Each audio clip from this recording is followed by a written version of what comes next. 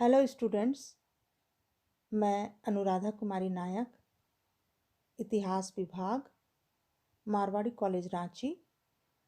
आइए first year की छात्राओं के लिए आज का टॉपिक है सुमेरियन सभ्यता के आरंभिक शहरी समाजों का स्वरूप में आर्थिक जीवन, इकोनॉमिक लाइफ एवं विज्ञान और प्रौद्योगिकी, साइंस एंड टेक्नोलॉजी।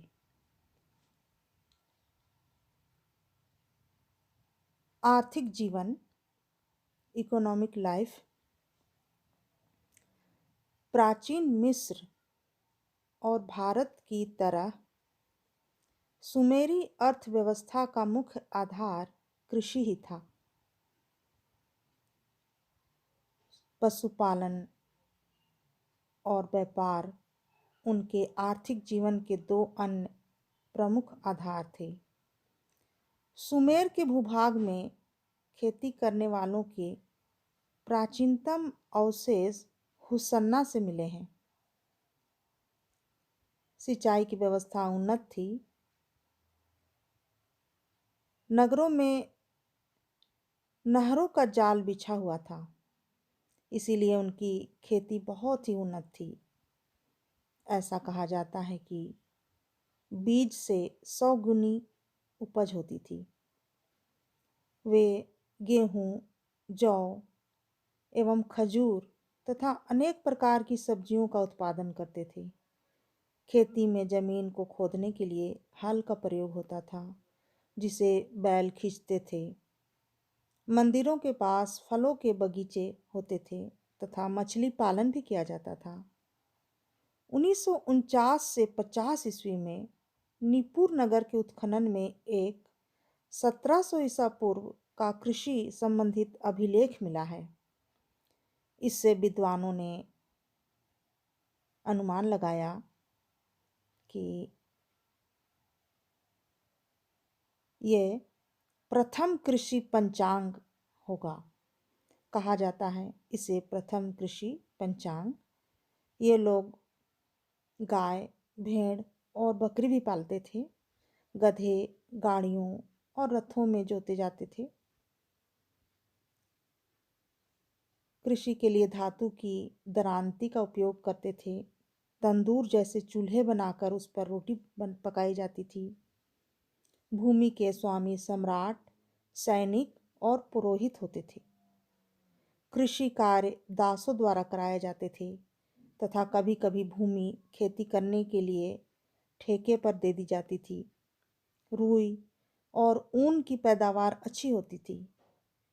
हाथी दांत, हीरे जवाहरात तथा बहुमूल्य लकड़ी का भी प्रयोग किया जाता था।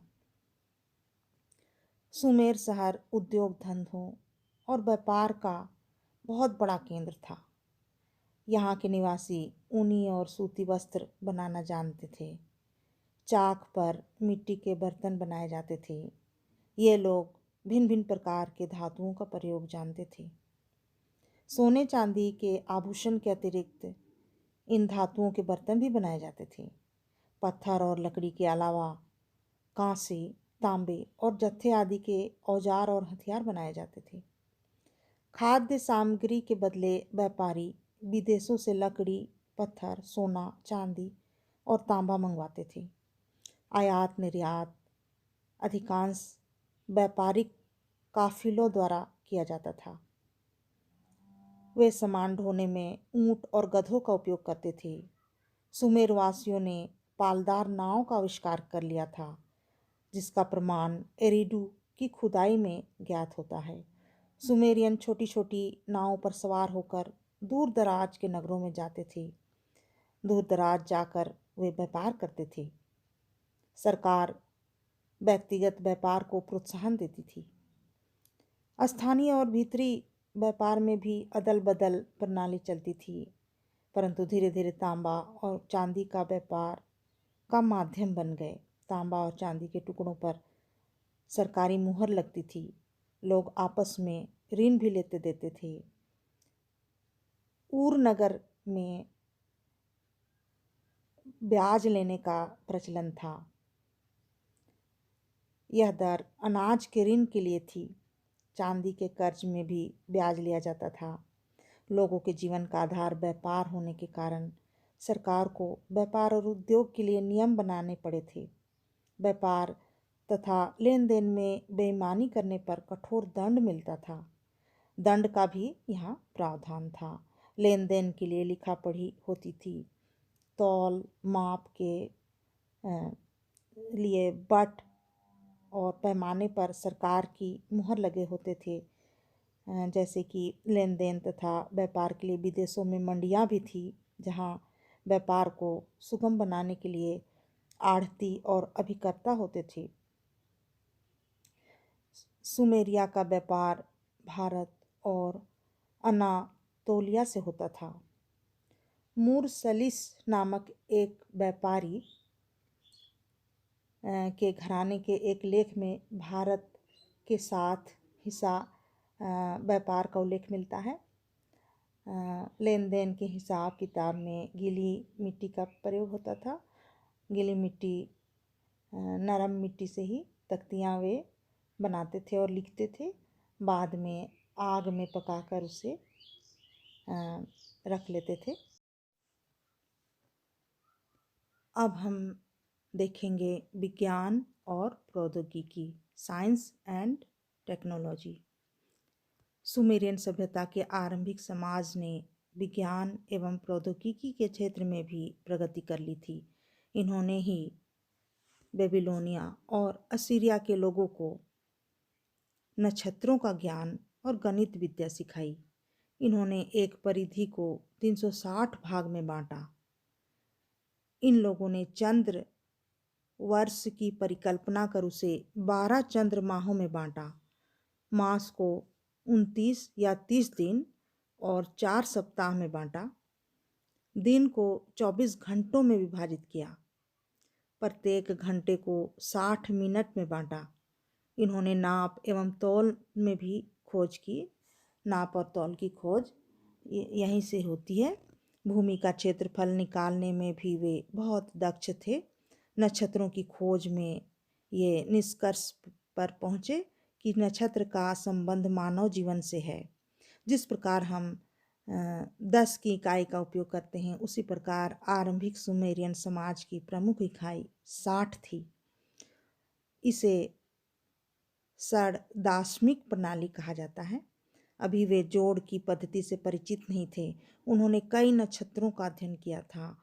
उन्हें यह जानकारी थी कि नक्षत्र एक निश्चित नियमानुसार परिक्रमा करते हैं, अतः उन्हें ज्योतिष विद्या का भी ज्ञान हो गया था। वे रेखागणित और ज्यामिति का भी प्रयोग कर खेत और भवन की माप करने लगे थे।